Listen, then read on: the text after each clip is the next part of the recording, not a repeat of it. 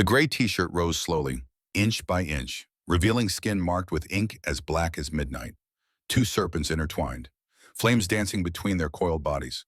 The artwork covered her entire back from shoulder blade to shoulder blade, from the base of her neck to the small of her spine. Sergeant Dante Callahan's smile froze on his face. His confident smirk dissolved like sugar and acid. 200 soldiers stood motionless, phones forgotten in their hands, mouths open in stunned silence. The woman they had mocked for 30 minutes was about to teach them the most expensive lesson of their lives. But we're getting ahead of ourselves. Let's go back.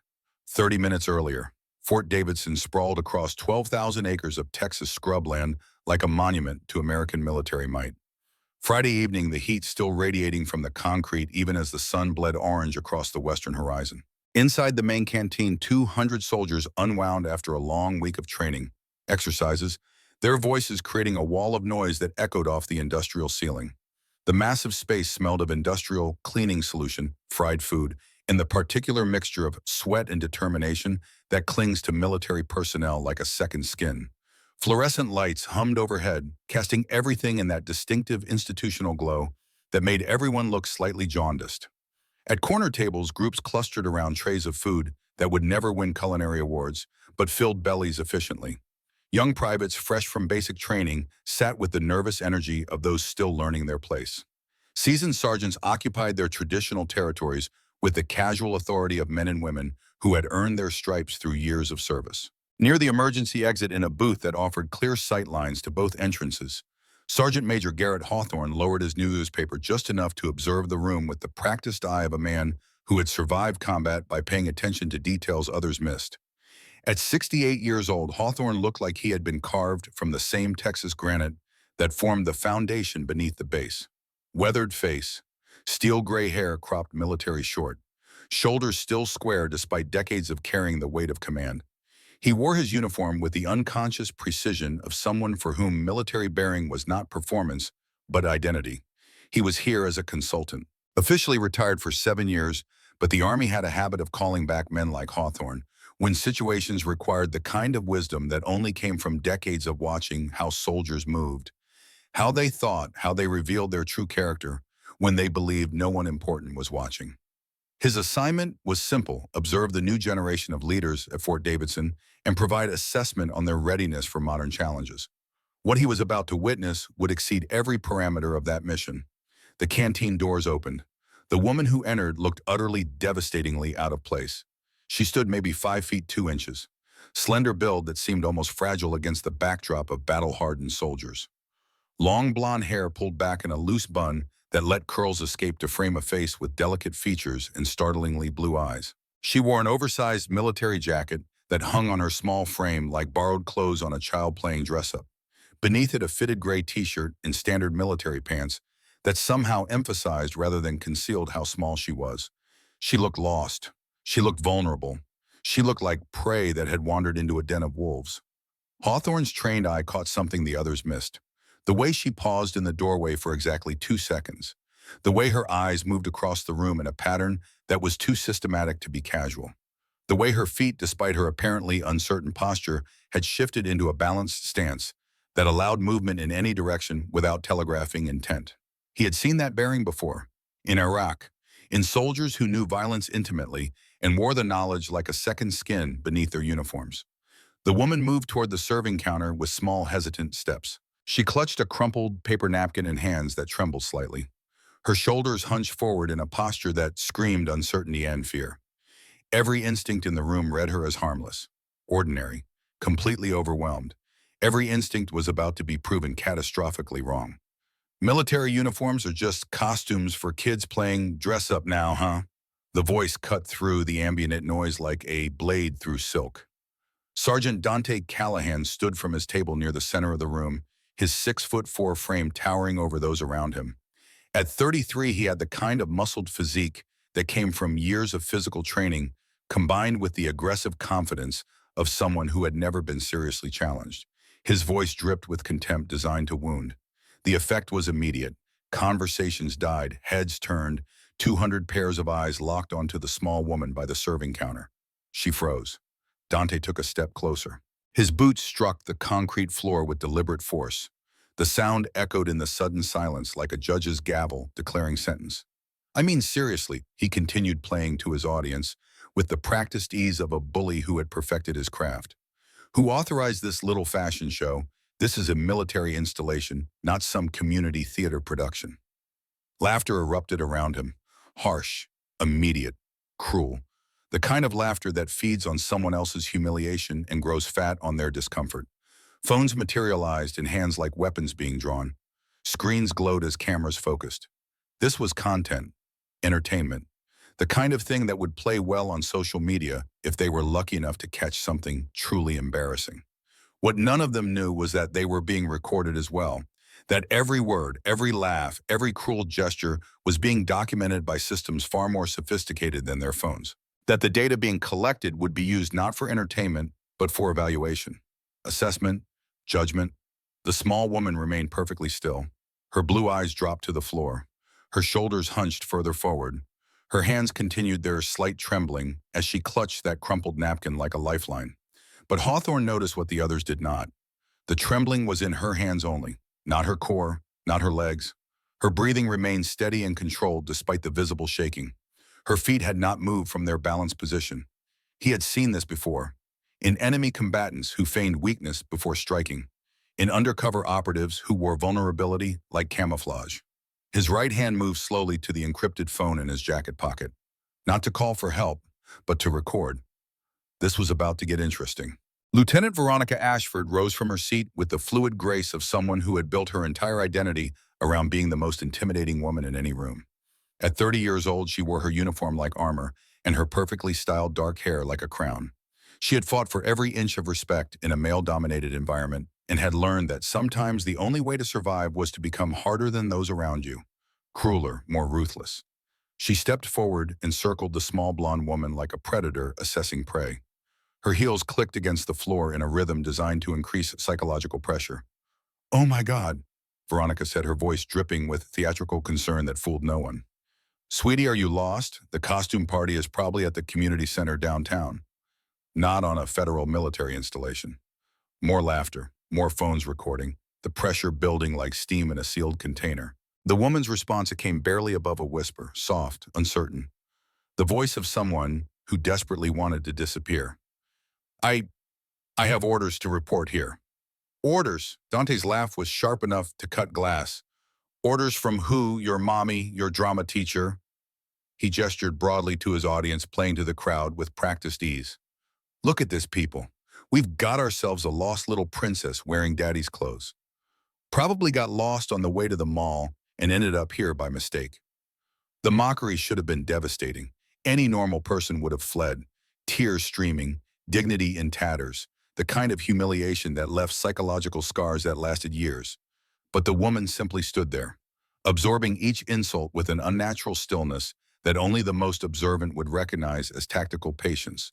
What the jeering crowd could not see was how her eyes moved. Controlled sweeps that automatically cataloged exits counted personnel-assessed threat levels, the movements of a predator, not prey.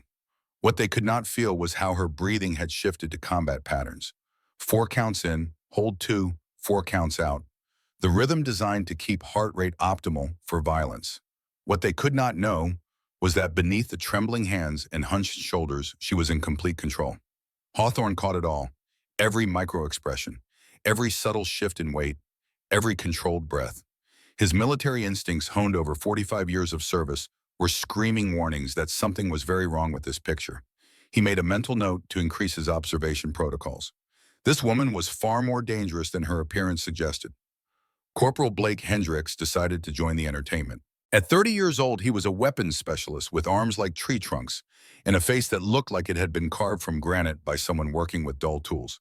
He had the kind of casual confidence that came from knowing he could handle any weapon the military issued and most that it didn't. "Hey, princess," he called out, his voice carrying the authority of someone accustomed to being obeyed. "You know basic drill commands, right? Since you're wearing our uniform and all." The challenge hung in the air like smoke from a discharged weapon. Blake expected hesitation, confusion, maybe tears.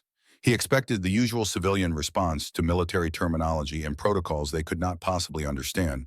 What he got instead made him take an involuntary step backward. "Yes, Corporal." The woman's voice changed. no longer soft and uncertain, crisp, clear. The voice of someone who had been taught to project command even when whispering. She snapped to attention with movements so precise, so perfectly executed, that the laughter began to falter. Her posture transformed from cowering civilian to textbook military bearing in the space of a heartbeat. Spine straight, shoulders back, chin level, eyes forward, feet at a 45-degree angle, every detail exactly as specified in basic training manuals. The casual chatter in the canteen began to die as more soldiers noticed something was not quite right about this supposedly helpless woman. "About face," Blake commanded, certain he could trip her up with the timing. The woman executed the movement flawlessly. Her combat boots clicked against the concrete floor with parade ground precision. The timing was perfect, the execution without flaw. She pivoted exactly 180 degrees and came to rest in the proper position without the slightest wobble or adjustment. Present arms. Blake continued, his confidence wavering slightly. Without hesitation, she brought her hands up in the exact position required for presenting an imaginary rifle. Her form was so perfect, it could have been used as a demonstration video for new recruits. Elbows at the correct angle, wrists straight, fingers positioned precisely where regulation demanded. The watching soldiers leaned forward despite themselves, caught between disbelief and growing unease. This was not a civilian playing at soldier. This was someone who had been trained, extensively, by people who demanded perfection. Dante sensed the shift in atmosphere and moved quickly to regain control of the situation. His psychological need to dominate overrode the warning signs that were becoming impossible to ignore. "Lucky guess," he declared loudly, his voice carrying false confidence. "Anyone can memorize a few moves from YouTube videos. But let's see how you handle real equipment." He unholstered his sidearm, a Beretta M9, standard issue, 9mm, 15-round magazine. He ejected the magazine with theatrical flair, cleared the chamber to ensure the weapon was safe, and extended the empty pistol toward the woman. "Field strip and reassemble. 30 seconds. It was meant to be an impossible challenge. Military weapons were complex precision instruments that took months of training to handle competently. Even experienced soldiers needed 40 or 50 seconds to completely disassemble and reassemble a service pistol under pressure. No civilian could possibly meet that standard. The woman's hands moved. They moved like liquid lightning. The weapon came apart in her grasp with a series of soft clicks, mechanical whispers that spoke of absolute familiarity. Spring, barrel, slide, frame. Each component was removed with surgical precision and laid out in perfect order on the nearby table. The watching soldiers leaned forward, the tension so thick it was almost tangible. 15 seconds. That was all it had taken her to completely disassemble a service pistol that many of them still struggled with after months of training. The reassembly was even more impressive. Her fingers moved without conscious thought, muscle memory guiding each motion as the weapon reformed in her hands. Click, snap, slide. The sounds of metal finding its proper home with the certainty of planets following their orbits. 12 seconds. The pistol was whole again. The action smooth as silk as she tested the mechanism before safely returning it to Dante. Total time 27 seconds. The silence that followed was deafening. Dante stared at the weapon in his hands as if it might transform into a serpent and bite him. His confident smirk had been replaced by something approaching confusion. Veronica's mouth had fallen open, her practiced superiority momentarily shattered by witnessing something that should not have been possible. Blake was frantically trying to remember if he had ever seen anyone, including the weapons instructors, handle a sidearm with that level of effortless competence. The answer was no. Hawthorne felt a chill run down his spine despite the Texas heat. He had served with special operations personnel in Iraq, had trained alongside some of the most elite soldiers the military produced.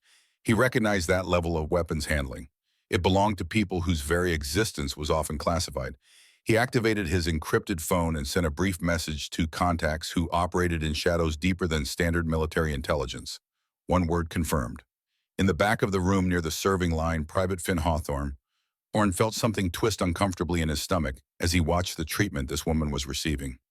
At 19 years old, Finn was still soft around the edges, despite 3 months of basic training. He had his grandfather's build, but had not yet grown into it. Tall and lean with the kind of face that still held traces of boyhood. He wore his uniform with conscious effort rather than unconscious habit. Unlike the others, Finn came from a family where respect was earned through character, not intimidation. His grandfather had been a sniper in Iraq. had earned medals for actions that remained classified decades later. The old man had taught Finn that true strength was not about dominating others, but about standing up for those who could not stand up for themselves. What was happening here violated everything Finn had been taught. "Maybe we should just leave her alone," he said quietly. The words were soft, but they carried in the sudden stillness of the canteen like a gunshot. Dante's head snapped around like a striking snake, his eyes locked onto Finn with predatory focus. "What was that, Private?" Finn felt his mouth go dry. Fear twisted in his gut, but he thought about his grandfather's stories, about soldiers who had faced enemy fire not because they were unafraid, but because standing up mattered more than safety. "I said maybe we should leave her alone, Sergeant." His voice was stronger now, despite the tremor underneath. "She's not bothering anyone." Veronica's smile turned predatory. She had found a new target, a way to redirect attention and reassert dominance. "Oh, look at that," she said, her voice poisoned, wrapped in silk. "The newbie's got a crush on our little dress-up doll. How sweet." The words were designed to inflict maximum psychological damage, to make Finn feel small, foolish, to teach him that kindness was weakness in this environment. Dante's expression darkened. In his world, of respect was a zero-sum game. Any kindness shown to his target was a direct attack on his position, a challenge to his authority that could not be tolerated. "Private Hawthorne," his voice carried the weight of threat, "since you're so concerned about our guest's feelings, maybe you'd like to join her for whatever comes next." The implication was clear. Stand with her and face the same humiliation, the same mockery, the potential end of a military career before it had really begun. Finn felt his resolve waver. The easy path opened before him. Apologize. Step back. Let this woman face her fate alone. Preserve his own future. He looked at her. For just a moment, her eyes lifted from the floor and met his. What he saw there made his breath catch. Not gratitude, not relief, but a kind of ancient, weary recognition. As if she had seen this scenario play out countless times before and knew exactly how it would end. As if she had been waiting for someone to make exactly this choice. Finn thought about his grandfather, about the stories of soldiers who had held positions when retreat would have been easier, who had covered their brothers in arms even when it meant putting themselves in danger. "Yes, Sergeant," he said, his voice steady now. "If that's what it takes." The woman's eyes held his for one more second. Something passed between them, an acknowledgement, a connection forged in the moment when most people would have looked away. Then her gaze dropped back to the floor. But Finn had seen enough. Whatever happened next, he had made the right choice. Hawthorne, watching from his corner booth, felt pride surge through his chest. His grandson had just demonstrated the kind of moral courage that no amount of training could instill, the kind that came from character, from values, from being raised right. The old sergeant major made a mental note. Finn was going places. The atmosphere in the canteen had shifted. What had started as casual Friday evening entertainment had transformed into something darker, more dangerous, the kind of situation that preceded violence. Soldiers who had been laughing minutes before now watched with the uncomfortable awareness that they were witnessing something that might have consequences far beyond simple entertainment. Colonel Marcus Webb chose that moment to enter the canteen. At 61 years old, Webb had the weathered face of a career officer who had seen action in multiple conflicts. Desert Storm, Iraq, Afghanistan.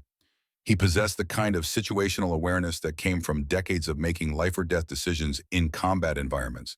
He immediately noticed the crowd formation, the cell phones, the palpable tension radiating from the center of the room like heat from a furnace. "What's the situation here?" Webb's voice cut through the noise like a blade, carrying 37 years of command authority that demanded immediate attention and honest answers. Dante snapped to attention, but his smile remained confident. He had not yet realized how badly this was about to go for him. "Just conducting an impromptu inspection, sir. Checking to make sure personnel are properly authorized to wear military uniforms on base." The explanation was technically reasonable. Base security was serious business. Unauthorized personnel wearing military uniforms was a legitimate concern. But Webb's experienced eye caught the predatory gleam in Dante's expression, the cruel anticipation in Veronica's posture, the phone's recording, the crowd's uncomfortable energy. This was not security protocol. This was bullying dressed in official language. Webb's gaze moved to the small blonde woman, taking in her oversized jacket, her civilian clothes beneath, her obvious discomfort. To his experienced eye, she looked like exactly what Dante claimed.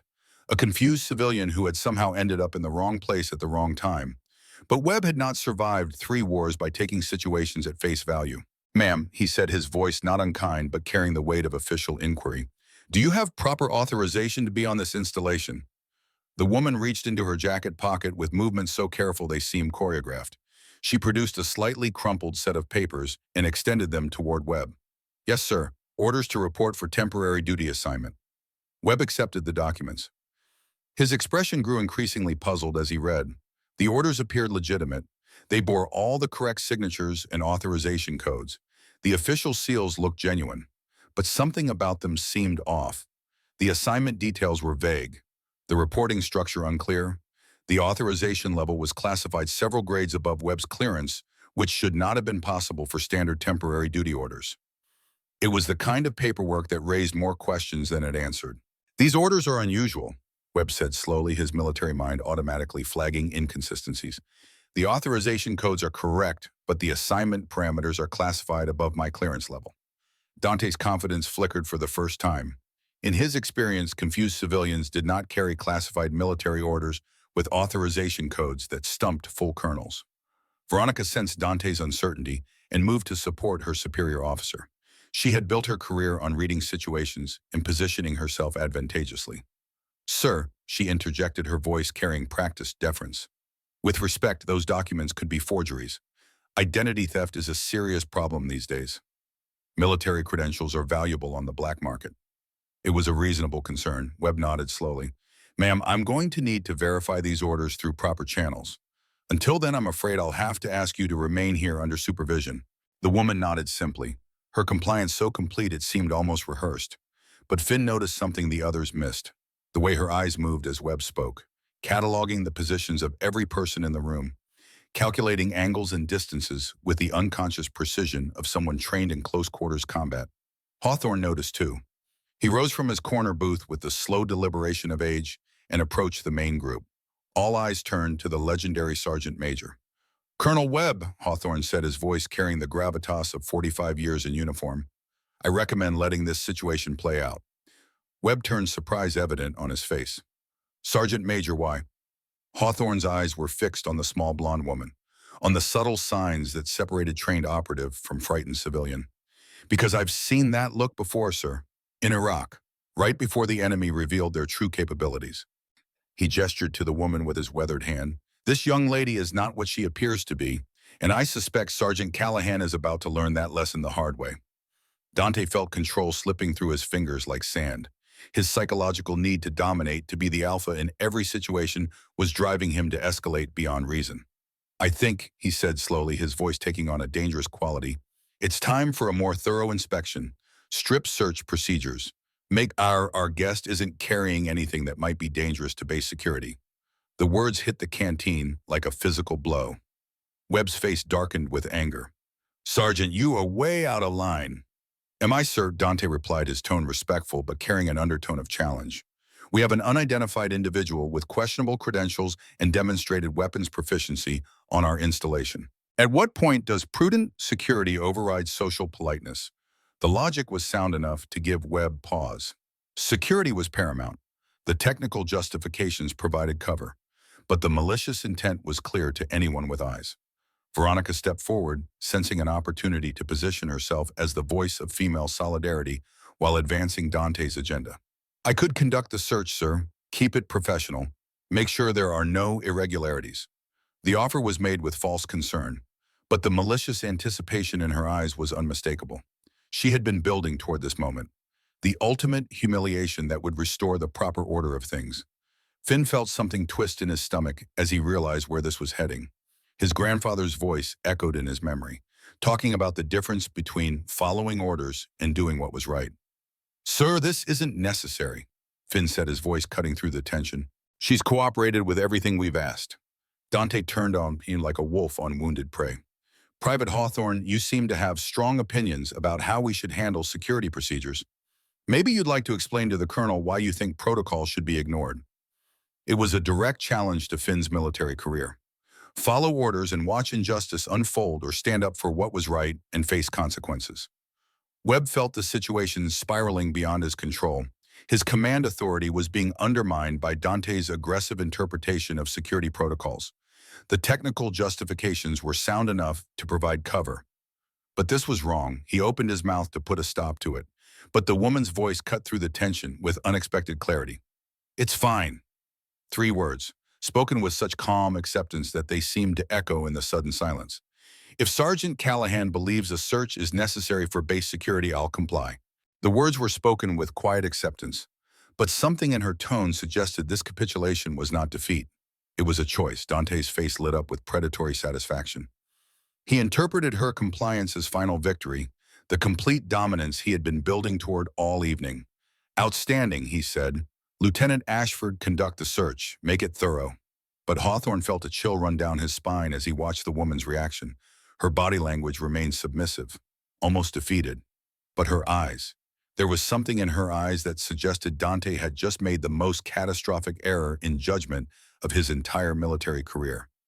Webb recognized it too, the subtle shift from victim to something else entirely. In 37 years of military service, he had learned to read the signs that preceded violence, and every instinct he possessed was suddenly screaming warnings. "Wait," Webb said, his voice carrying sudden urgency. "I think we should—" "No, sir," the woman interrupted gently, her hands moving to the buttons of her oversized uniform jacket. "The sergeant is right. If there are questions about my authorization to be here, they should be resolved through proper procedures." Her fingers found the first button. Dante's smile widened with anticipation. Veronica stepped forward with eager satisfaction. The watching crowd pressed closer. Phones recording, everyone anticipating the moment when the pretense would finally be stripped away. But Finn noticed what the others missed. As the woman's jacket began to come undone, her breathing had changed. The rapid, shallow breaths of fear had been replaced by something else entirely. The measured, controlled breathing patterns used in combat situations, to maintain heart rate, to ensure optimal performance under stress. Hawthorne activated his encrypted phone one final time, sending a brief message that would set events in motion far beyond Fort Davidson's walls. "Target preparing to reveal identity. Witness present. Recording active." The response was instant. "Confirmed. Maintain observation. Do not interfere regardless of circumstances." The woman's jacket fell away, leaving her standing in the fitted gray t-shirt that emphasized both her delicate build and the unexpected definition of someone in peak physical condition. The fabric clung to muscles that spoke of intensive training, of a body honed for purposes that civilian life could not explain. "Now the shirt," Dante ordered, his voice thick with anticipated victory. The woman's hands moved to the hem of her gray t-shirt, her movements calm and deliberate despite the hostile attention focused on her like a laser. Around the canteen, conversations had stopped entirely. The usual Friday evening chaos replaced by the tense anticipation that precedes revelation. Webb felt his unease crystallizing into genuine alarm. In his experience, innocent civilians faced with public humiliation displayed predictable reactions: tears, anger, desperate attempts to preserve dignity. This woman displayed none of these. Instead, there was something in her posture, in the way she held herself, that reminded Webb of elite operators he had encountered in classified briefings during his time in Afghanistan. It was the kind of deadly calm that came from absolute confidence in one's own capabilities. "Sergeant," Webb said, his voice carrying new urgency, "I'm ordering you to stand down." But Dante was beyond listening to orders. His psychological need to dominate had overridden military discipline. "Sir, the search is already in progress. We need to see this through." Veronica positioned herself for optimal viewing angle, her phone ready to capture what she assumed would be the ultimate humiliation. Blake and the others pressed closer, their expressions mixing cruel anticipation with the uncomfortable excitement of witnessing someone else's destruction. Only Finn seemed to recognize that something was terribly wrong. His grandfather's combat instincts, inherited through blood and training, were screaming warnings that he could not quite articulate. Hawthorne watched from his position near the wall, his trained eye cataloging every detail of the woman's behavior. The complete absence of fear, the measured breathing, the way her eyes continued to track potential threats, even while appearing submissive. It all pointed to a conclusion that he had suspected but had not dared confirm. The woman's hands gripped the hem of her t-shirt. The entire canteen held its breath. Dante's smile reached its maximum width. Veronica's phone focused for optimal recording. 200 soldiers prepared to witness what they assumed would be the final destruction of a pretentious civilian. None of them realized they were about to see something that would change their understanding of power identity and the dangerous assumption that strength always announces itself with aggression. The woman began to lift her shirt, revealing first the toned muscles of her abdomen, then the defined lines of someone whose physical conditioning went far beyond civilian fitness standards. But it was what lay beyond, hidden beneath the fabric, that would transform every assumption in the room. The gray t-shirt rose higher, and the edge of something dark against pale skin began to emerge. Not injury, not imperfection, but the beginning of something deliberate, something that spoke of meaning and significance beyond casual decoration. Intricate black lines that whispered of professional artistry, of hours spent under the needle, creating something that was part art, part declaration, part warning. The room held its breath as more of the design became visible. Two serpents, massive, their bodies intertwined in perfect symmetry across her entire back. One dark as midnight, one gleaming like polished bone, each scale individually detailed, each curve flowing with organic perfection. Flames surrounded them, intricate tongues of fire that seemed to dance and flicker in the fluorescent lighting. The entire design covered her back from shoulder blade to shoulder blade, from the base of her neck to her lower spine. A canvas of skin transformed into something that spoke of power balance and deadly purpose. Complete silence descended on the canteen like a physical weight, the kind of silence that comes when the world shifts on its axis and everyone present knows they are witnessing something that will change everything. Finn was the first to break it, his voice barely a whisper. "Holy, that's the dragon mark." The words hit the room like a thunderclap. Every soldier with advanced training knew what Finn had just identified. The dragon mark was legend, myth, the kind of story told in hushed voices in classified briefings. Only 12 people alive were authorized to wear that marking, and each one represented the absolute pinnacle of military special operations. Sergeant Major Garrett Hawthorne stood, his weathered frame coming to full military attention, his hand rising in a crisp salute that belonged in ceremonial reviews. His voice carried the weight of recognition, of respect earned through blood and sacrifice. Lieutenant Alexis Brennan, call sign Ghost Serpent, Navy SEAL Team 6. The formal identification landed like a mortar round in the stunned silence. Dante Callahan's face drained of all color, his confident smirk dissolving into an expression of pure horror. Veronica Ashford's phone slipped from nerveless fingers, clattering on the concrete floor with a sound like breaking bones. Blake Hendricks staggered backward, his hands involuntarily rising as if in surrender. The recognition spread through the canteen like wildfire. The dragon mark, only 12 people alive. Ghost Serpent, one of the most decorated and feared special operators in military history. The woman they had mocked for 30 minutes was someone whose very existence was classified at levels that made most of their security clearances look like kindergarten hall passes. And they had just made the most expensive mistake of their lives. Alexis Brennan lowered her shirt with the same calm precision she had used for everything else. The dragon mark disappeared beneath gray fabric, but the knowledge of its presence was burned into every mind in the room. When she spoke, her voice carried a new authority, the voice of someone accustomed to command, to life or death decisions, to operations that existed in the shadows between peace and war. At ease, everyone. 2 words, but they transformed the entire space.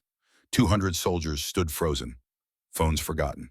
Cruel entertainment transformed into the dawning realization that they had just witnessed something unprecedented, and the reckoning was only beginning.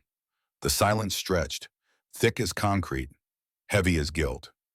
200 soldiers stood frozen in positions they would remember for the rest of their lives, the moment when entertainment became education, when mockery transformed into the most expensive lesson of their military careers.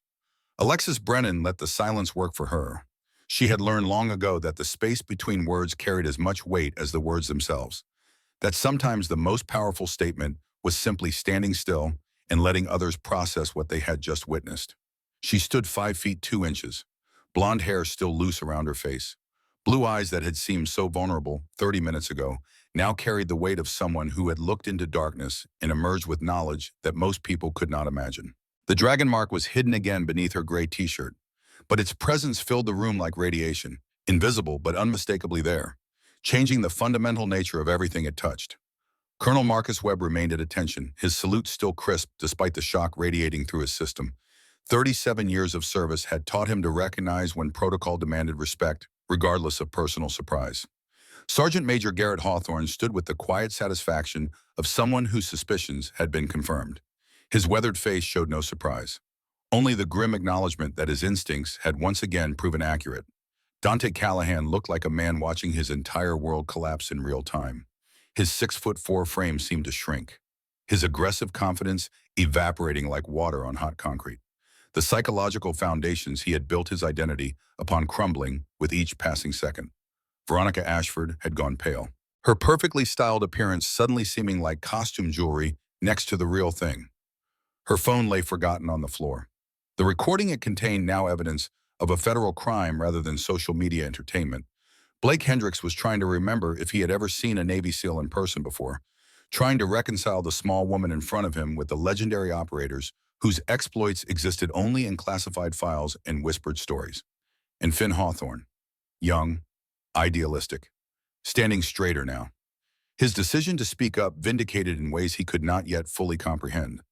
Alexis let her gaze move across the assembled faces, reading them, cataloging their reactions, building a psychological profile that would inform the assessments she would file in the coming days. When she spoke, her voice carried across the canteen with the kind of projection that required no volume. Command presence. The ability to fill a space not with noise but with authority. At ease, Colonel Webb. Webb lowered his salute but remained standing, his mind racing through the implications of what had just been revealed. Alexis turned slowly, making eye contact with soldiers throughout the room, letting them see her fully now, not as prey but as predator, not as victim but as someone who had chosen every moment of the past 30 minutes with tactical precision. My name is Lieutenant Alexis Brennan, call sign Ghost Serpent, Navy SEAL Team 6. For the past 3 months, I have been conducting a comprehensive security assessment of Fort Davidson under deep cover. Her words fell like stones into still water, each one creating ripples that spread outward. Every interaction, every insult, every moment of harassment has been documented and analyzed. Sergeant Callahan's behavior has provided extensive data on leadership failures, cultural vulnerabilities, and systemic problems within this installation's command structure. Dante made a sound somewhere between a gasp and a groan, the full weight of his situation crushing down on him like a physical force. Alexis continued, her tone remaining level, professional, the voice of someone delivering a mission briefing rather than passing judgment. What you witnessed tonight was not random. It was not accident. It was a carefully designed evaluation to identify which personnel could be trusted with the real security of this nation and which represented liabilities that needed to be addressed. She pulled a small device from her jacket pocket. Military-grade tablet, encrypted, the kind of hardware that required security clearances most of the people in this room would never possess. A few taps on the screen, the main display monitors in the canteen flickered to life. Surveillance footage began playing. Week 1, Alexis entering the base for the first time, being processed through security. Her credentials showing a low-level administrative assignment, the kind of position that would give her access to the base without drawing attention. Week 2, footage of her in various locations around Fort Davidson. Cafeteria, training areas, administrative offices, always watching, always observing, her small frame making her easy to overlook, her unremarkable appearance allowing her to blend into backgrounds. Week 4, video of Dante Callahan meeting with someone in civilian clothes in the parking lot outside the base, the two men speaking quietly, an envelope changing hands. Dante's face went from pale to gray. Week 8, more meetings, more envelopes, a pattern becoming clear. Week 12, tonight, the setup, the trap, the revelation. Alexis let the footage speak for itself, let the assembled soldiers process what they were seeing. General Theodore Blackwood, 72 years old, retired from military service in disgrace 15 years ago, court-martialed for selling classified information to private military contractors, dishonorably discharged. But retirement had not stopped him. If anything, it had freed him. Alexis tapped the screen again. Financial records appeared. Money transfers. Shell companies. A web of transactions that painted a picture of systematic corruption spanning 17 military installations across the United States. General Blackwood has been building a private military force, Alexis said, her voice carrying the weight of someone who had spent months piecing together evidence. Recruiting disgruntled soldiers, offering them money and promises of respect they feel they have been denied by the military establishment. She gestured to the screens. Fort Davidson is not unique. It's part of a larger operation. Blackwood identified bases with toxic leadership structures, cultures where good soldiers were being driven away by bullies and careerists, where the best and brightest were becoming disillusioned. More data appeared, names, dates, amounts. Over 400 soldiers recruited in the past 18 months, each one a skilled operator, each one feeling abandoned by the system they had sworn to serve. He turned that disillusionment into a weapon, Alexis continued, convinced them that the only way to serve their country was outside official channels, through his organization, his private army. Webb felt his blood run cold. What's his endgame? Alexis met his eyes. Power. Blackwood sells his services to whoever pays. Foreign governments, corporations, anyone with enough money and the right enemies. He's creating a shadow military force accountable to no one but him. She paused. Let that sink in. And if the opportunity arose, if the political situation deteriorated enough, he'd use that force to stage a coup. The words hung in the air like poison gas. Coup. The kind of word that belonged in third world countries, in history books about failed states and military dictatorships, not in conversations about the United States military. But the evidence on the screens painted a picture that could not be denied. Hawthorne stepped forward, his voice carrying the gravity of someone who had lived through enough history to know that the unthinkable became reality more often than people wanted to believe. How long have you known about this lieutenant? Alexis turned to face him. The man who had been her mentor, who had kept a promise for decades without knowing if it would ever matter. 6 months, Sergeant Major. I was initially assigned to investigate suspicious personnel departures from naval installations. The pattern led me to Blackwood. From there, it became clear this was bigger than one service branch. She gestured to the screens. Fort Davidson represented a perfect test case. Toxic leadership under Sergeant Callahan. Good soldiers like Private Hawthorne being subjected to an environment that would drive them away. Exactly the conditions Blackwood exploits. Finn felt a chill run down his spine. He had almost become one of those statistics, another disillusioned soldier ripe for recruitment by someone promising that the real fight was somewhere else. Veronica found her voice. It came out smaller than she intended. You let us humiliate you. For 3 months. Why? Alexis's expression softened slightly. Not with sympathy, but with the patience of someone explaining tactics to a student. Because character reveals itself under pressure, Lieutenant Ashford.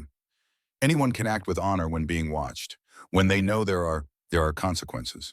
The measure of true character is what people do when they believe they have power over someone weaker, when they think no one important is watching.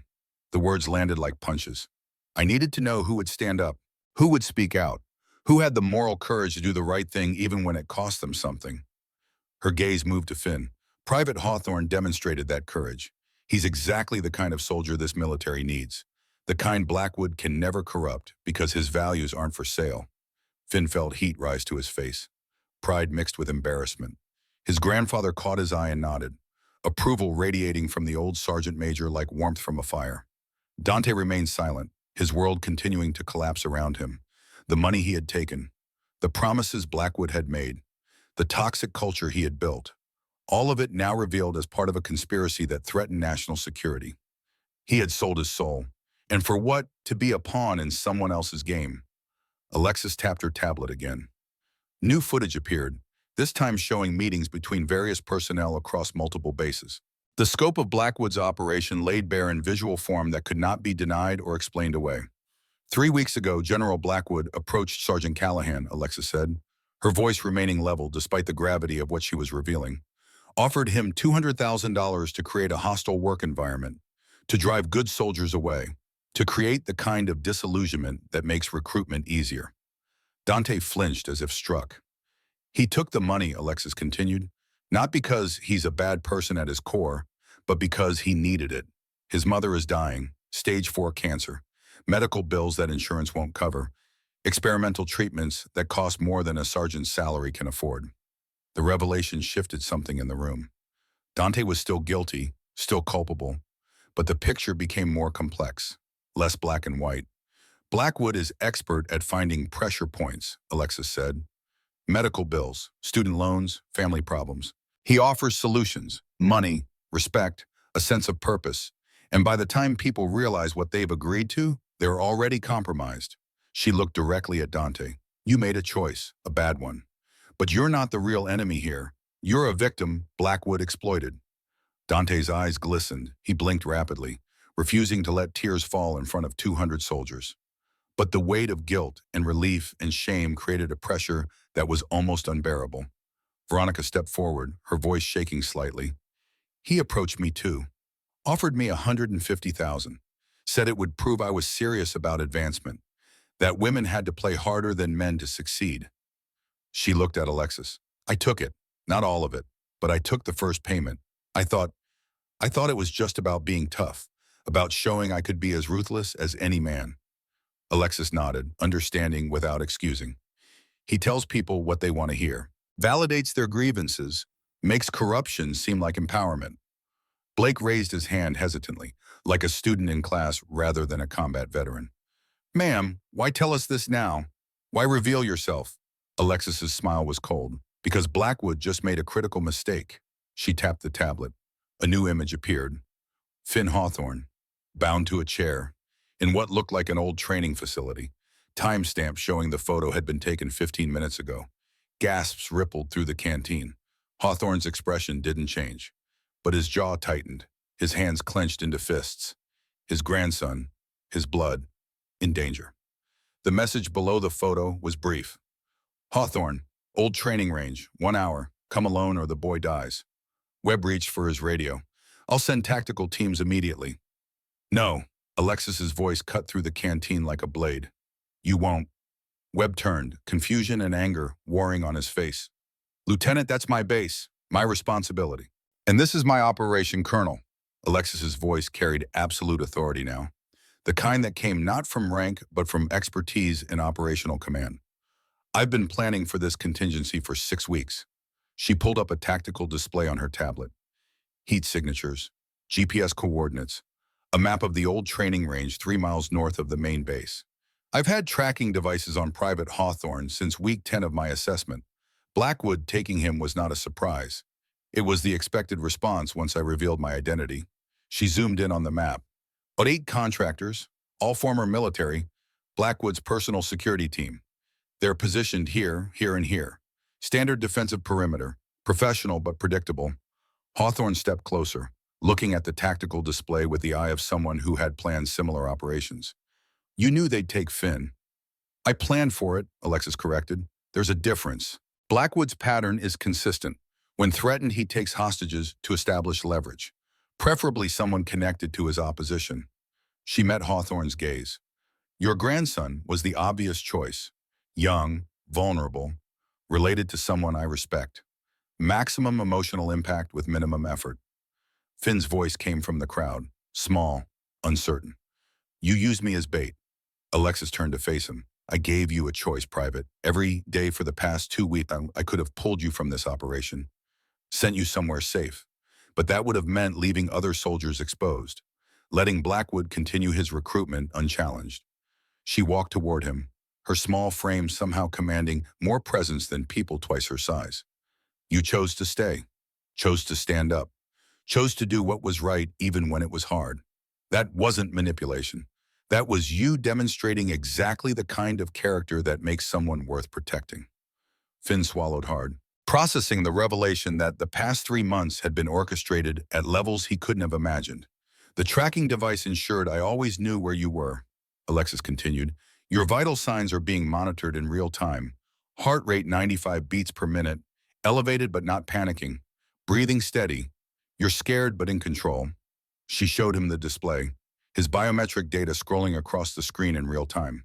I wouldn't have let you be taken if I couldn't guarantee getting you back. Webb was studying the tactical display, his combat experience recognizing the sophistication of the planning. This is a full-scale operation, not just an assessment. Correct, Colonel. Alexis pulled up another screen. This one showing similar operations at 16 other military installations. Tonight at precisely 2100 hours, Ghost Dragon protocols initiated at 17 bases simultaneously.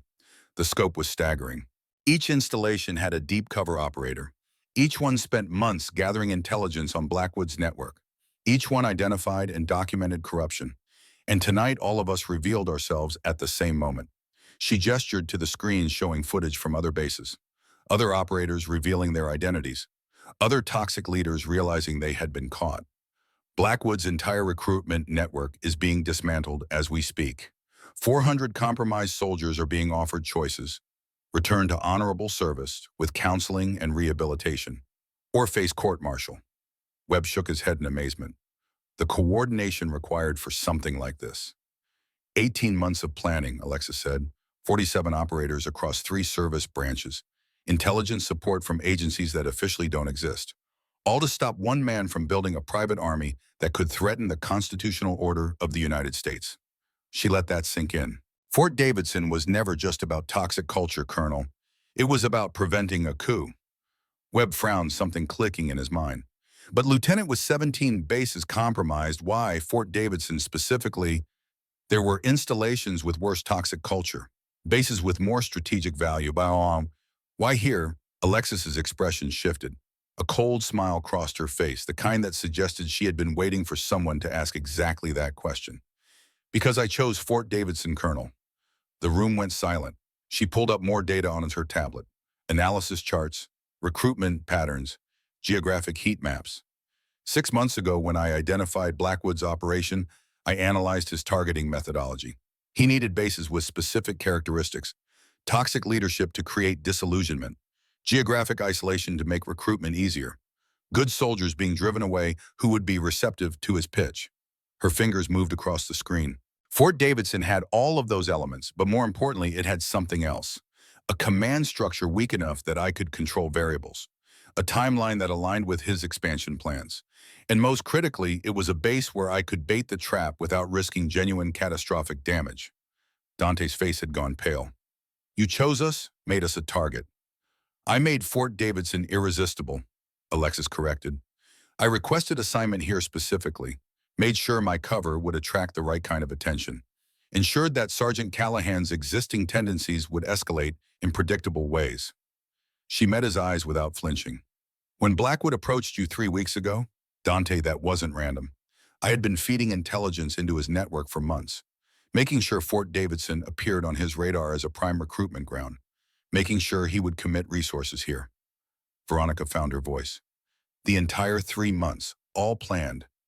Every detail, Alexis confirmed, from where I stood in the mess hall to the timing of tonight's revelation.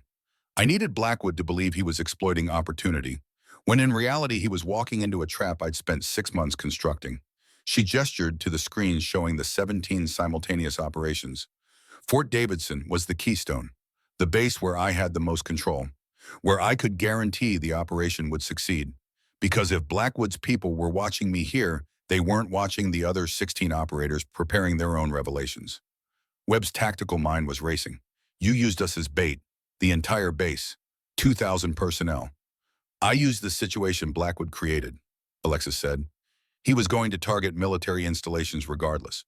Better it be bases where we controlled the variables, where we could protect the innocent and expose the guilty, where we could turn his own strategy against him. She pulled up financial records. The $200,000 offered to Dante. That came from an account we've been monitoring for 8 months. The moment the transfer went through, we had legal grounds to move against Blackwood. Everything after that was building the case. Dante's voice was barely a whisper. I thought I was taking dirty money to save my mother. I was evidence in a federal investigation. You were both, Alexis said quietly. And I'm sorry for that. Sorry that stopping Blackwood required letting you compromise yourself. But your mother is still sick. The money is still real. And now you have a choice about what to do with both. The weight of revelation settled over the canteen like fog. Hawthorne approached Alexis privately during a brief pause in the operational briefing. The canteen had cleared slightly as soldiers moved to prepare equipment. Only the core team remained. Your father, Hawthorne said quietly, James Brennan. I need to tell you something about him. Alexis turned, her expression neutral but her eyes showing interest. I served with him. Iraq, 2003. Second deployment after the initial invasion. The room seemed to fade around them. 2 warriors connected by promises made in blood. Hawthorne's voice carried the weight of memory. We were running convoy security. Dangerous work. Ambush every other day. Your father was the best officer I ever served under. Calm. Decisive. The kind of leader men would follow into hell. Alexis remained silent, letting him speak. The day he died, we were escorting medical supplies to a field hospital. Intel said the route was clear. Intel was wrong. His weathered face showed the strain of carrying this story for 23 years.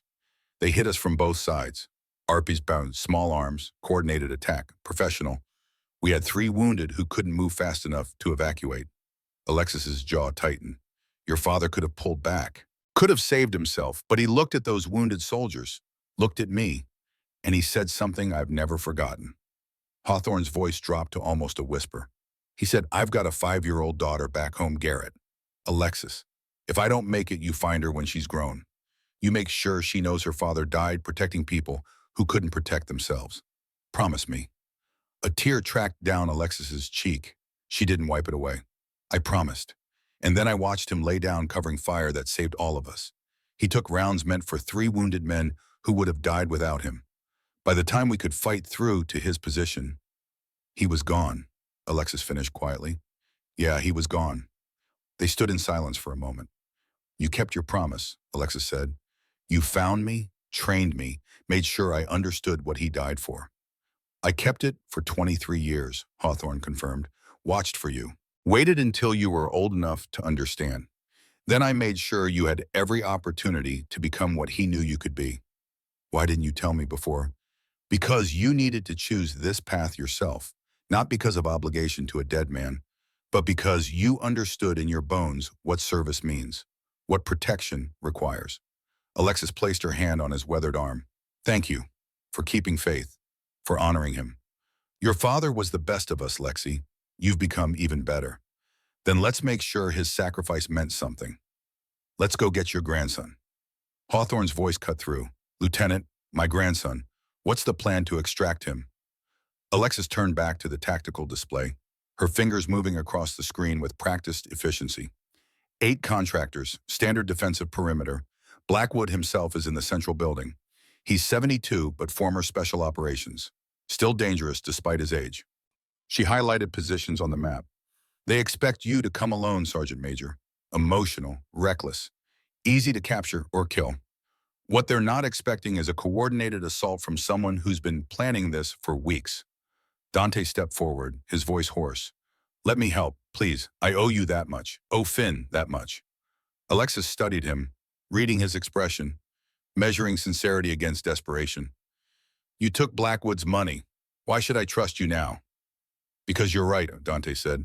About everything. I let him exploit my mother's illness. Let him turn me into something I hate. But I can still do one thing right. I can help save that kid. Alexis was silent for a long moment. Then she nodded. You'll breach with me.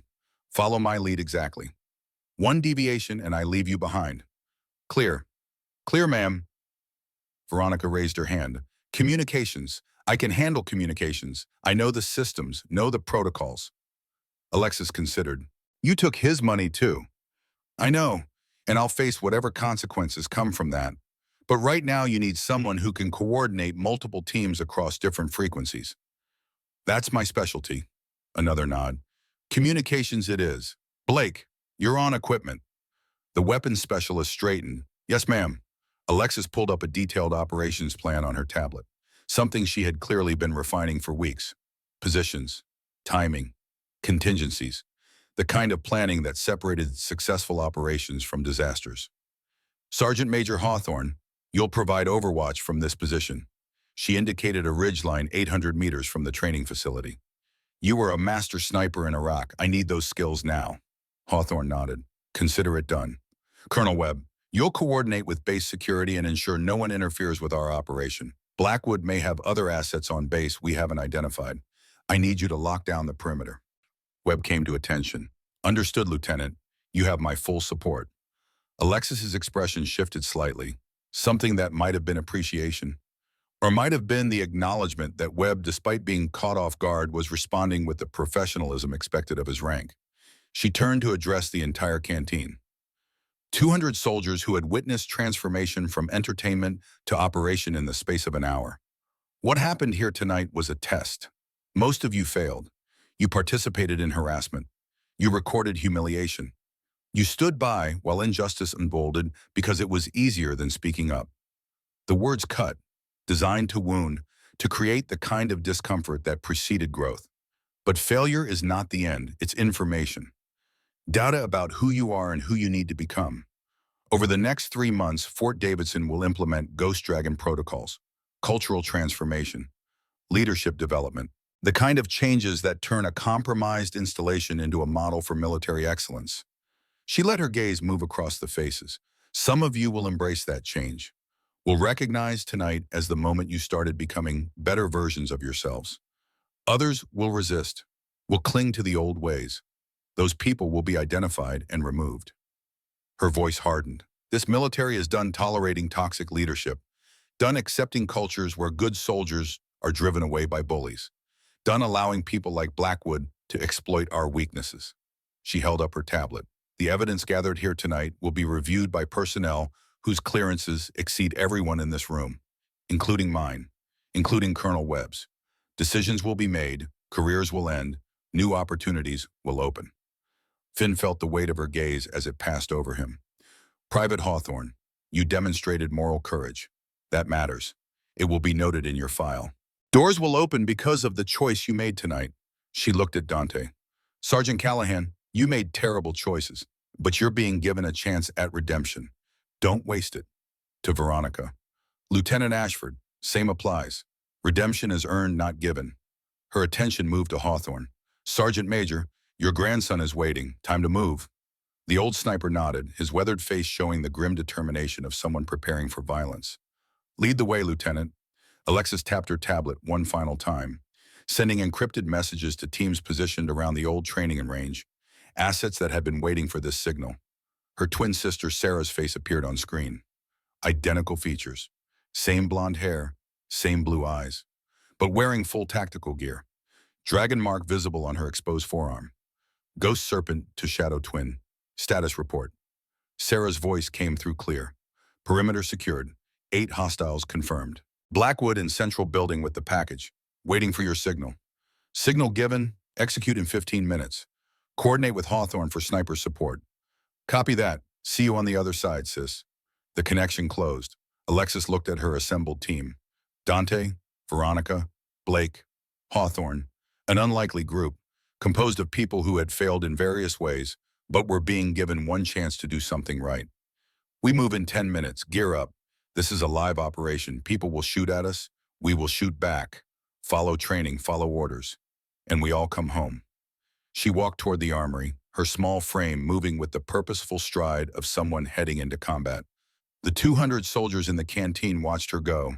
The woman who had been prey 30 minutes ago. The predator who had been hunting all along. And as they watched, something shifted in that room. The beginning of understanding. The first stirrings of the cultural transformation she had promised. Because sometimes change required more than orders. Sometimes it required witnessing what true strength looked like. Sometimes it required watching someone stand in the fire and emerge not just unburned, but forged into something harder, stronger, unbreakable. The hunt was over. The reckoning had begun. The Texas night had turned cold, temperature dropping 20 degrees once the sun disappeared below the horizon. The kind of desert cold that cut through clothing and settled into bones. 3 miles north of Fort Davidson's main complex, the old training range sprawled across 200 acres of scrubland. Abandoned facilities from the 1980s, buildings with broken windows and peeling paint, obstacle courses reclaimed by weeds. The ghost of military purpose long since departed. Perfect location for what General Theodore Blackwood had planned. Alexis Brennan moved through the darkness like liquid shadow, her small frame low to the ground, every movement calculated to avoid detection. Behind her, Dante Callahan followed with surprising grace for a man his size. 3 months of toxic leadership had not erased the combat training that made him dangerous when properly directed. They had left Fort Davidson 20 minutes ago. Separate vehicles, different routes, converging on the target from multiple angles. Standard special operations protocol. Never give the enemy a single point of failure. Alexis wore full tactical gear now. Black combat uniform designed for night operations. Plate carrier with ceramic inserts. Helmet with night vision that turned darkness into green-tinted daylight.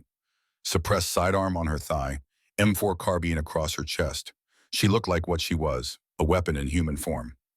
800 meters to the west, Sergeant Major Garrett Hawthorne settled into position on a ridgeline that offered clear sight lines to the entire complex. His body protested the movements. 68-year-old joints complaining about positions that had been comfortable 30 years ago. But the muscle memory remained. The knowledge of how to become part of the landscape, how to wait with the patience of stone.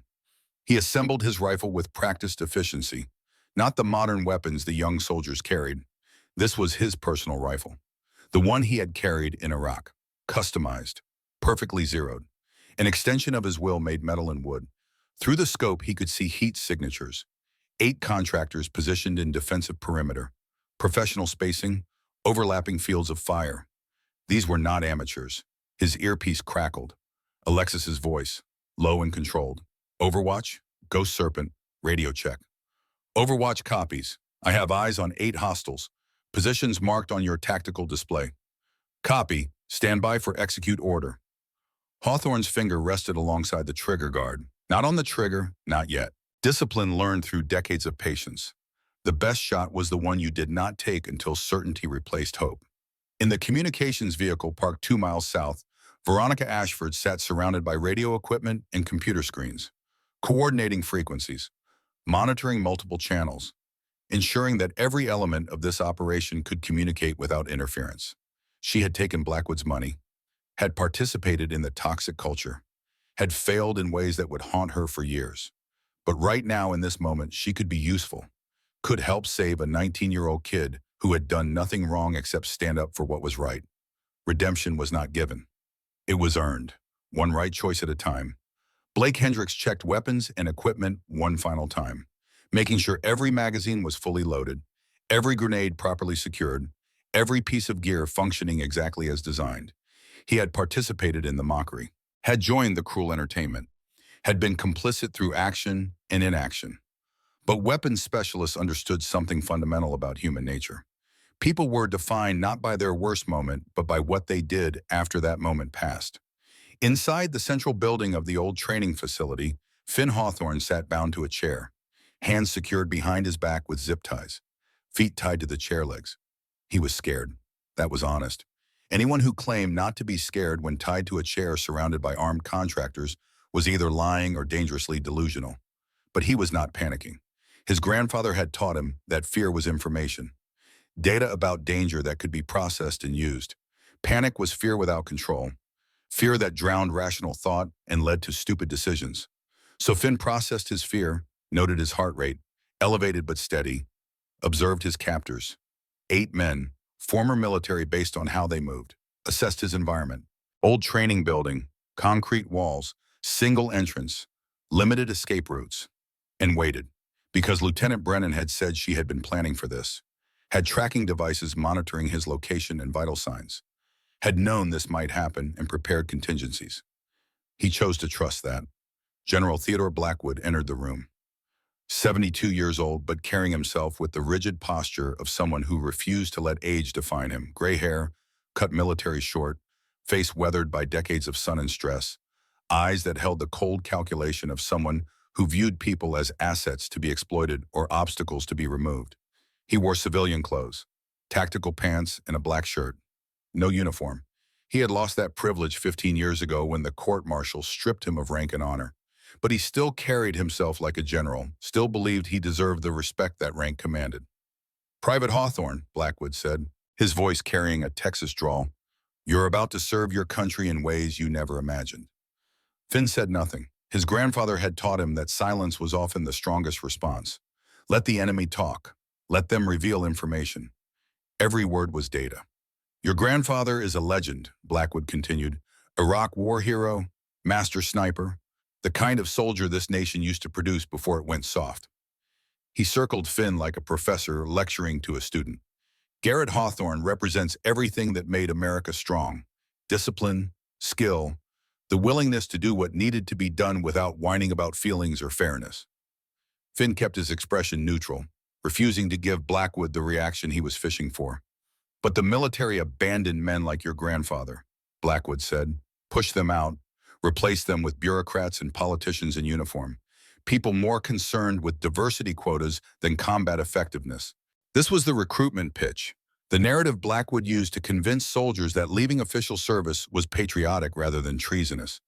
"I'm building something better," Blackwood said, "an organization where skill matters more than politics, where warriors are appreciated rather than constrained."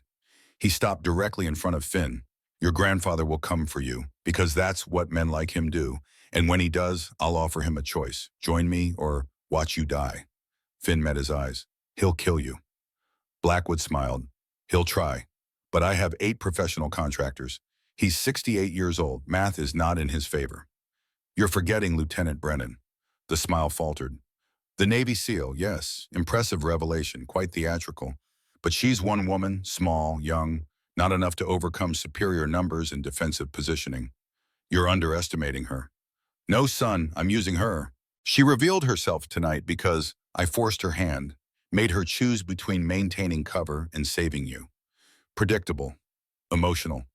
The kind of mistake that gets operators killed. Blackwood checked his watch. She has 40 minutes before I start removing your fingers. 1 every 10 minutes until either she surrenders or your grandfather does. He walked toward the door. I'd pray if I were you, because the people coming to save you are walking into a killing field. The door closed, leaving Finn alone in the concrete room. He took a deep breath, let it out slowly, and trusted that Lieutenant Alexis Brennan knew exactly what she was doing. Outside in the darkness beyond the range of security lights, Alexis checked her tactical display one final time. Heat signatures showing exact positions of all 8 contractors. Finn's biometrics stable. Blackwood moving from the central building toward a secondary position. Everything exactly where her planning predicted it would be. Sarah's voice came through the encrypted channel. Shadow twin in position, north perimeter clear, ready on your mark. Copy, hold position, execute on my signal. Alexis turned to Dante, his face barely visible in the darkness. But she could see enough to read his expression, fear mixed with determination. The look of someone who knew he was walking into danger but chose to do it anyway. You follow my lead exactly, she said, her voice low but firm. I move, you move. I stop, you stop. I shoot, you provide cover. Clear. Clear, ma'am. Good, because in about 90 seconds, people are going to die.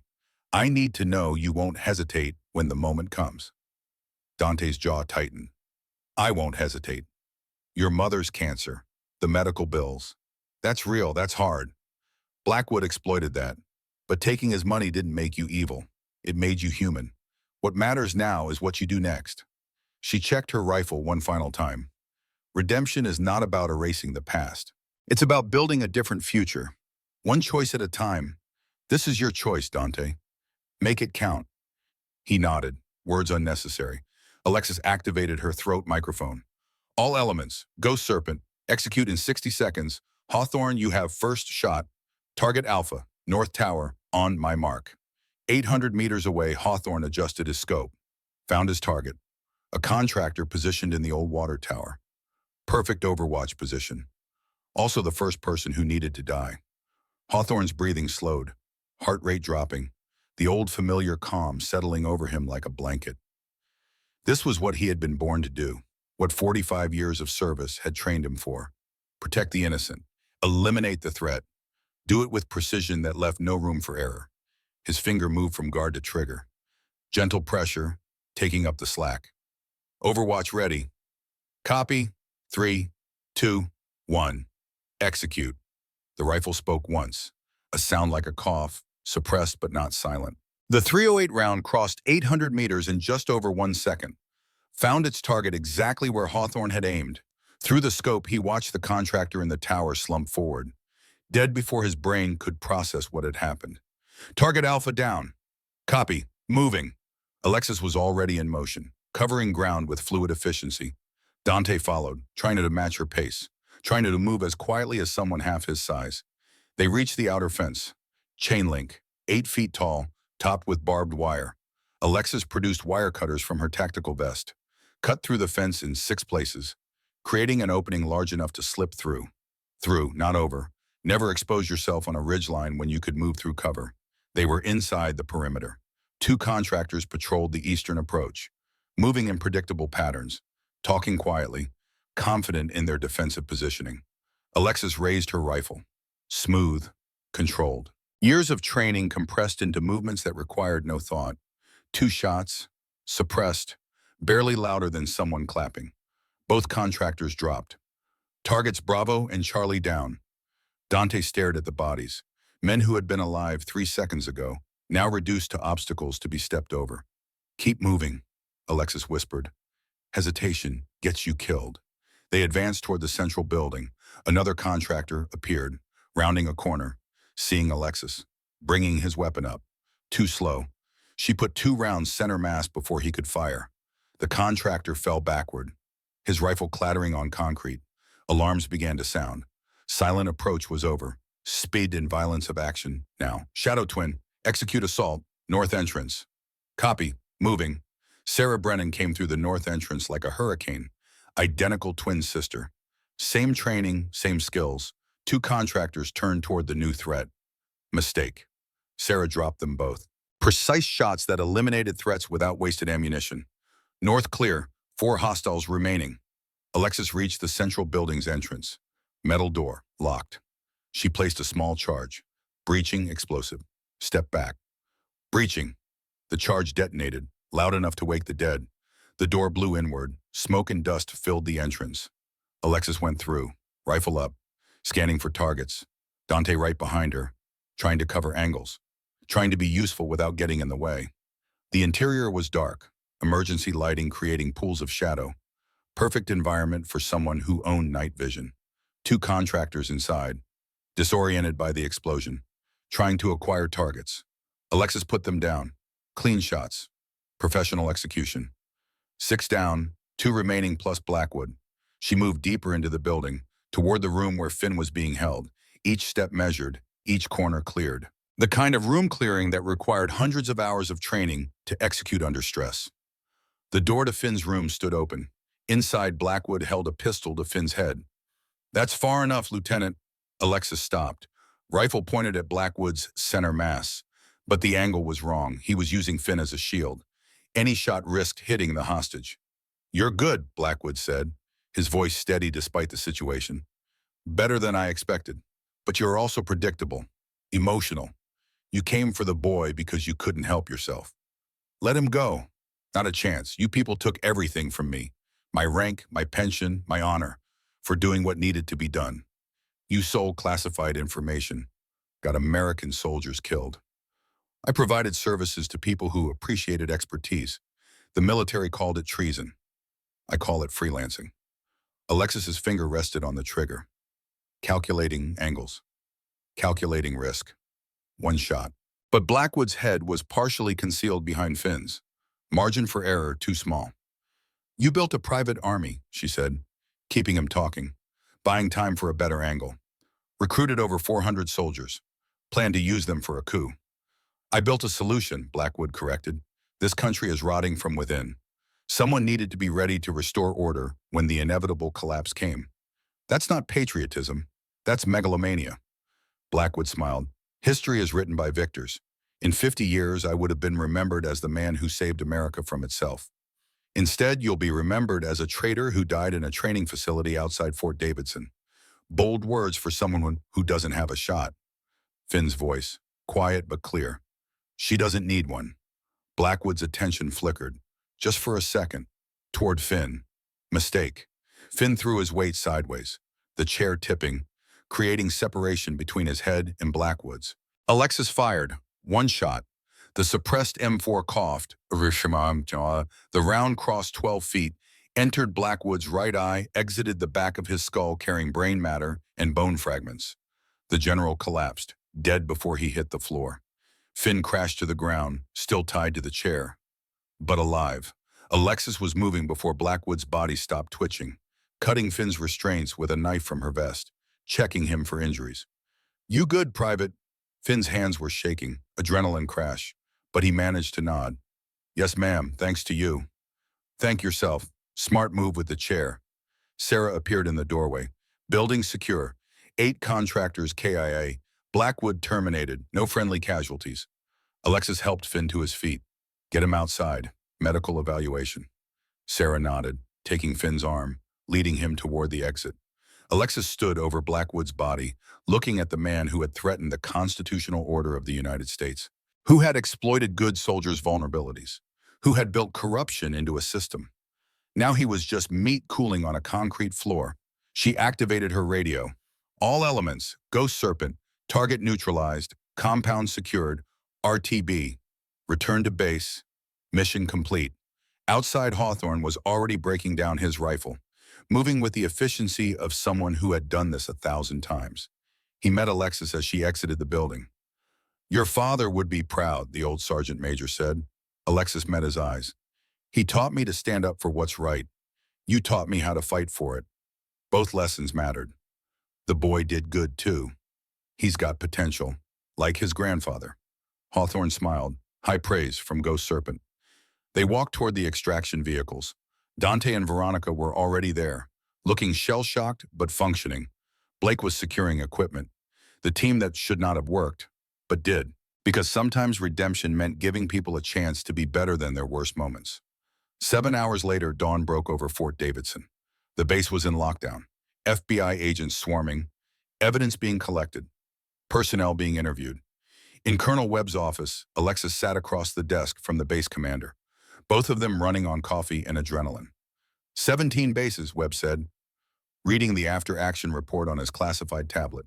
47 operators, all revealed simultaneously. Blackwood's entire network dismantled in one night. Coordination was essential, Alexis replied. He had contingencies, backup plans. We needed to hit everything at once or risk him disappearing. 412 soldiers offered choices.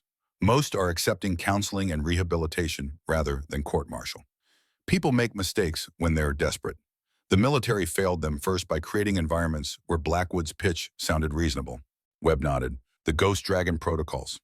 Cultural transformation. You really think that will work? It has to, because the alternative is more Blackwoods. More corruption, more good soldiers driven away by toxic leadership. She stood. Fort Davidson will be the model. What happens here will be studied, replicated. The changes you implement will affect military culture for a generation. No pressure, Alexis smiled, tired but genuine.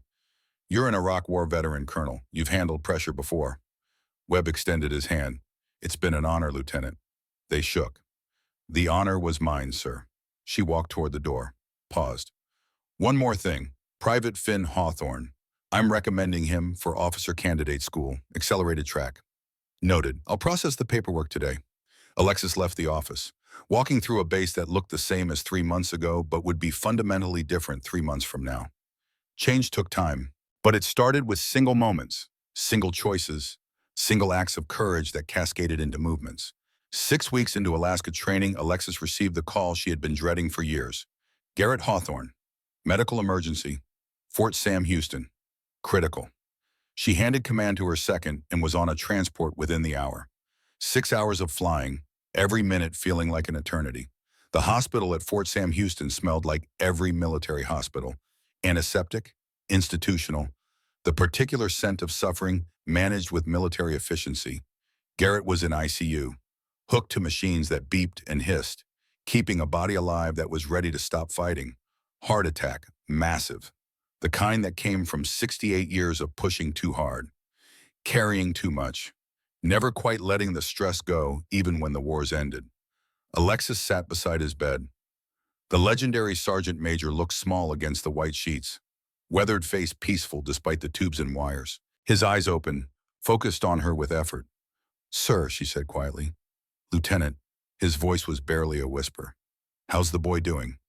"Finn's excelling, top of his class. He's got your instincts, your patience, Rao." Garrett smiled, weak but genuine. "Good, that's good." Silence stretched between them, not uncomfortable, the silence of people who understood each other beyond words. "Your father," Garrett said finally, each word costing him. "James, I never told you everything about that day in Iraq." Alexis leaned forward, taking his weathered hand in hers. "We were pinned down. 3 wounded who couldn't move if found enough. Iraqi fighters closing from both sides. Your father could have pulled back, could have saved himself. But he looked at those wounded soldiers and he looked at me." Garrett's eyes glistened. He said, "I've got a 5-year-old daughter, Hawthorne. Alexis, if I don't make it, you find her when she's grown. You make sure she knows her father died protecting people who couldn't protect themselves. You make sure she becomes someone who does the same." A tear tracked down Alexis's cheek. She didn't wipe it away. "I promised him, and he covered our withdrawal. Took fire meant for all of us. By the time we could get back to him, he was gone." Garrett's grip tightened slightly. "I spent 23 years keeping that promise. Watching for you, waiting until you were old enough. making sure you had the training, the opportunities, the skills to become what he knew you could be. You kept your promise, Alexis said, her voice thick. You found me, trained me, made me into someone he'd be proud of. You became better than he ever was, Lexi, better than I ever was. You became exactly what this country needs. Someone who stands between the light and shadow, who protects those who can't protect themselves. He pulled her closer with surprising strength. The dragon protects. That's what your father understood. That's what you understand. Keep protecting. Even when it costs everything. Even when it hurts. Because that's what guardians do. I will, sir. I promise. Good. His eyes were closing. Tell Finn his grandfather was proud. Tell him to keep being who he is. I'll tell him. And Lexi, you don't need me anymore. You never really did. You were always going to be extraordinary. I just got to watch it happen. Got to help a little. That was my honor. Sir, 23 years. I kept my promise to James. Now I can rest. The heart monitor's rhythm slowed. Irregular. Weaker. Thank you, Alexis whispered. For everything. For keeping your promise. For making me into this. Garrett Hawthorne smiled one last time. Semper Fi, kiddo. The monitor flatlined. Alexis sat holding his hand as the machines screamed their electronic grief, as nurses rushed in with crash cart and desperate urgency, as they tried everything to restart a heart that had decided it was done. After 10 minutes, the doctor called it. Time of death, 08:47 hours. Sergeant Major Garrett Hawthorne, age 68, Iraq War veteran, master sniper, guardian of promises made in blood. Gone. Alexis stayed until they covered his face with the sheet. Then she walked out into the Texas morning that he would never see again. She found a quiet spot behind the hospital, away from people, away from eyes, and she let herself break. Not for long, just long enough to honor what he had meant, what he had given, the promise he had kept for more than 2 decades. Then she pulled herself together, because guardians didn't have the luxury of staying broken. People were counting on her. The mission continued even when the people who started it were gone. 3 days later, Fort Sam Houston National Cemetery, full military honors, 21 gun salute.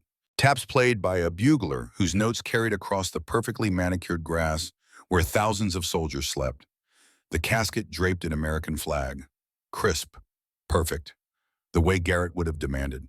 Alexis stood at attention in her dress uniform. The dragon mark hidden beneath layers of fabric and protocol, but present nonetheless. Always present. Finn stood beside her, fresh from Alaska, granted emergency leave, his young face struggling with the weight of losing the man who had raised him. Webb was there. Dante, Veronica, Blake. Soldiers from Fort Davidson who had been transformed by what Garrett had helped create. Sarah stood on Alexis's other side. Twin sister, same uniform, same grief held behind professional mask. The chaplain spoke words about service and sacrifice, about men who gave everything so others could have tomorrow. Then it was Alexis's turn. She stepped to the podium, looking out at hundreds of soldiers who had come to honor one of their own. Sergeant Major Garrett Hawthorne taught me that honor isn't about being perfect, she began, her voice steady despite the grief underneath. It's about standing up when it matters, even at 68, even when your body tells you to stop. She paused, collecting thoughts that had been forming for 3 days. He carried my father's memory for 23 years, a promise made in combat, to a dying man, to find his daughter and make sure she knew her father died, protecting people who couldn't protect themselves. Her eyes found Finn's. He taught me that promises matter. That character is revealed not in victory, but in how you handle the years after. The decades of showing up, of keeping faith, of protecting those who come after you. She looked at the casket. My father gave his life in Iraq. Sergeant Major Hawthorne gave his life to honoring what my father believed in. And now it's my turn, our turn, to carry forward what they both stood for. She stepped back, saluted. The rifle volley cracked across the cemetery. 7 riflemen, 3 volleys. The thunder of honor rendered to the fallen. Then taps, that mournful melody that every soldier knew, that spoke of endings and sacrifice and the debt that could never be repaid. As the casket was lowered, Alexis placed something on top of the flag. Her father's dog tags, the ones Garrett had carried for 23 years after recovering them from the battlefield. 2 soldiers, 2 wars, 2 men who had understood what it meant to protect others. Now they could rest together. After the service, Sarah found Alexis sitting alone on the chapel steps. The twin sisters, identical in appearance, united in purpose and grief. Sarah sat beside her. No words necessary. They had shared a womb, had trained together, had fought on different continents for the same cause. "He was proud of you," Sarah said finally. "Used to call me sometimes, just to talk about what you were doing, what you'd become." You could hear it in his voice, the pride, the satisfaction of a promise kept. Alexis felt her throat tighten. "So now what?" Sarah asked. "We keep going, keep fighting." Alexis pulled out the medallion from her pocket, the one Garrett had made for the Hawthorne men before he died. "We fight because it's what guardians do," Alexis said, "not because someone told us to, but because we've seen what happens when good people don't stand up, when corruption is allowed to fester." She closed her hand around the medallion. "Garrett and Dad showed us what it costs to protect people, what it requires, and they showed us it's worth it." Sarah lifted her head, met her twins' eyes. Phase 5. Phase 5, Alexis confirmed. 50 installations across allied nations, 18 months. "That's a lot of breaking." "Then it's good there's two of us," Sarah smiled. "The Brennan sisters, twin dragons, protecting a world that'll never know our names." "Sounds like a plan." They stood together, two women who looked identical but had forged their own paths, who had become guardians not because of destiny, but because of choice. "Love you, sis," Sarah said. "Love you too." 3 months later, Fort Davidson had been transformed. The mess hall where it all began now featured plaques honoring soldiers who demonstrated moral courage. Finn Hawthorne's name was first. Dante Callahan stood in front of a classroom, teaching ethical leadership to new recruits. His rank was still private first class, would be for another year, but his voice carried the authority of someone who had failed, learned, and grown. 3 months ago, he told the assembled soldiers, "I stood in that mess hall and demonstrated everything a leader should not be. What I learned is that leadership is not about making people fear you. It's about inspiring them to be better than they thought they could be." In another building, Veronica Ashford led a mentorship session for female officers. 20 women of various ranks gathered to discuss challenges and strategies for success. "For years, I believed I had to be harder than the men around me," Veronica said. "What I learned is that real strength is lifting others up rather than tearing them down." Blake Hendricks discovered he had a gift for patient instruction, teaching soldiers how to handle weapons with confidence and respect. The statistics were impressive. Unit cohesion up 87%, security incidents down 94%. But the real change was harder to quantify. It was in how people treated each other, in the knowledge that moral courage mattered more than rank. 2 weeks later, Elmendorf Air Force Base, Alaska. Lieutenant Finn Hawthorne stepped off the transport into cold that hit like a physical force. -20 degrees, wind cutting through his parka. He was no longer the 19-year-old private who had stood up in a mess hall. 6 months of training had transformed him, hardened him, given him skills most soldiers would never possess. A figure waited on the tarmac. Lieutenant Alexis Brennan, Ghost Serpent. She approached. They saluted. Then she extended her hand. "Welcome back, Lieutenant Hawthorne." "Thank you, ma'am. Good to be back. Your grandfather would be proud of what you've become." Finn felt the weight of those words. "I hope so, ma'am."